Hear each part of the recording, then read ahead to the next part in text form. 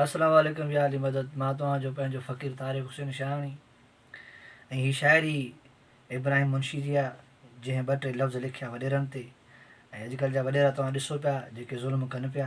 बहरहाल जहिड़ो हाल पहिरियां नाल हे वॾेरनि जो वरियो वारो ख़ुदा ॼाणे त छा थींदो।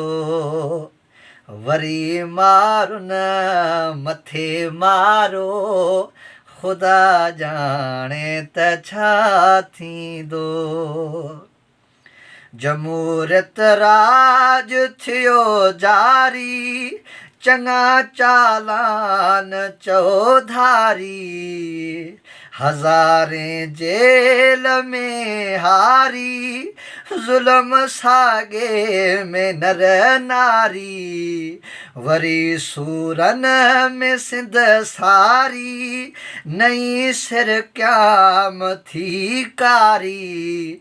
वरी मज़लूम वेचारो ख़ुदा ॼाणे त छा थींदो। हा वॾेरनि जो वरियो वारो ख़ुदा ॼाणे त छा थींदो। वरी मारो न मथे मारो ख़ुदा ॼाणे त छा थींदो। वरी गूंगा सनम साॻिया वठी आया जनम साॻिया। इसम साॻिया जिस्म साॻिया वरी संगीन सितम साॻिया। वरी भाॻन भरम साॻिया वरी कूड़ा कसम साॻिया।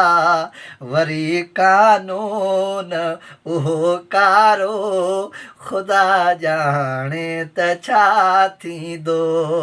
हा वॾेरनि जो वरियो वारो ख़ुदा ॼाणे त छा थींदो। वरी मारो न मथे मारो ख़ुदा ॼाणे त छा थींदो। हे झंगनि जा साॻिया झांगी सभई सूरनि अंदरि सांघी।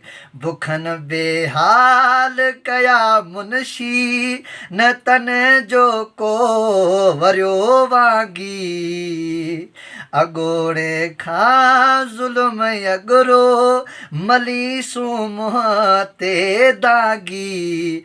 कयोसीं पंहिंजो मुंहुं कारो ख़ुदा ॼाणे त छा थींदो। हा वॾेरनि जो वरियो वारो ख़ुदा ॼाणे त छा थींदो। हा वरी मारो न मथे मारो ख़ुदा ॼाणे त छा थींदो।